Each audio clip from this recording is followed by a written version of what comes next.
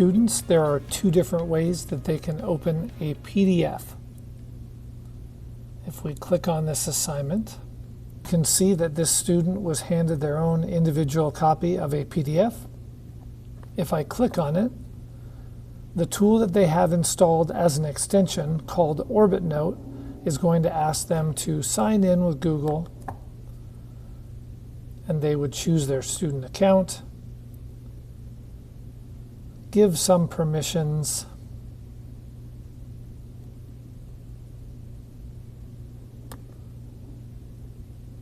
and then they will probably have the PDF open up for them.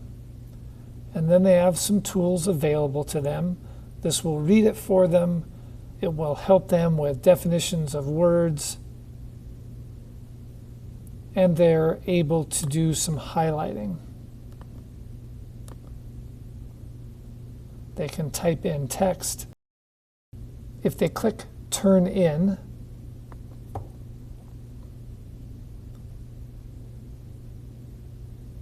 it takes them back to this screen, and then they can turn it in.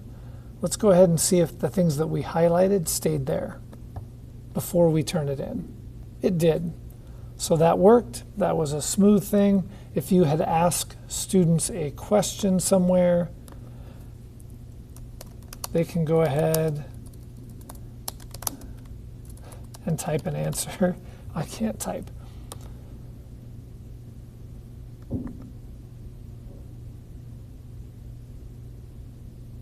And then they would go ahead and turn this in. There is, however, another way that I think is really convenient for students to open a PDF. If they look in their files, and they might need to click on this, and then Files. So they're in My Drive, and then the Google Classroom folder, and then the name of the class. You'll find this PDF.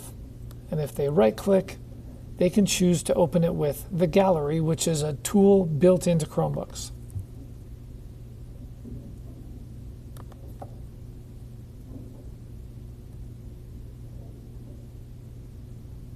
This shows the various pages of the PDF, and this one does not show the changes that the student made to it. If I want to, I can go ahead and add text. I can draw on it.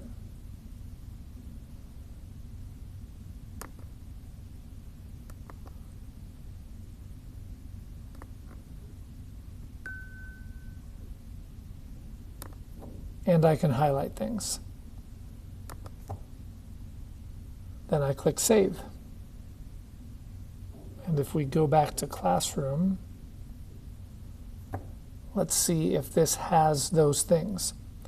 Now this might have messed it up because I opened it with two different tools.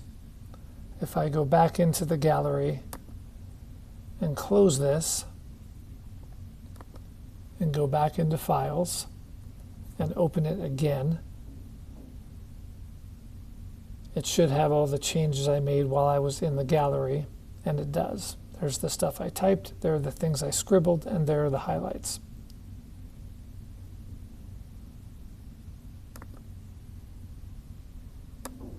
But if I go to Classroom and open this with Orbitnote, let's see what it has.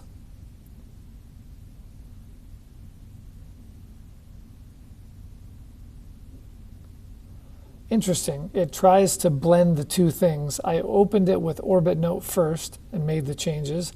Then I opened it with Gallery and it saved. So I think that's great that the two will work together. So those are two different ways that you can have a student open a PDF. If I'm not using these tools, I think I like Gallery for opening PDFs for students because it's built into the Chromebook. Again, this only works on Chromebooks. Hopefully you found this useful.